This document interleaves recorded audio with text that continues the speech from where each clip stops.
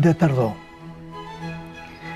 Dies de tardor breus i més pintats, i la cadira on reposa l'absència entre els tarongers, sola i en silenci. Som en Marià Torres i avui som aquí per presentar-vos aquesta segona edició d'aquest poemari Terra endins, mar enllà. Això és un recull de poemes, una cinquantena de poemes, escrits entre el 15 i el 17. Hi ha com a 6 o 7 temes generals.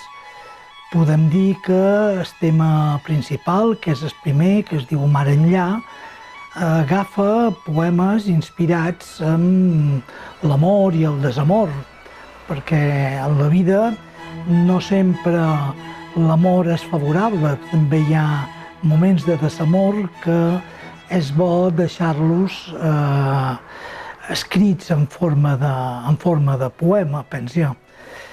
Llavors hi ha un altre grup de poemes de temàtica social. Temàtica social vull dir que a través del vers vull explicar situacions injustes que troben la vida de cada dia dins la nostra societat o en altra societat. Hi ha poemes escrits aquí a Sant Antoni, poemes escrits a Barcelona i fins i tot un poema escrit a Nova York. Llavors hi ha un altre grup de poemes que volen ser un homenatge a aquest gran poeta castellà Federico García Lorca, uns poemes escrits a partir d'una visita que vaig fer en els llocs viscuts a Granada per aquest poeta. Llavors també tenim un altre grup de poemes que volen ser dedicatòries, que tenen com a tema principal l'absència deixada per amics i familiars.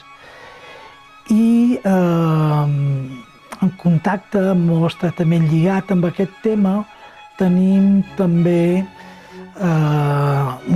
una paraula molt repetida que és una idea per jo molt important, que és el silenci.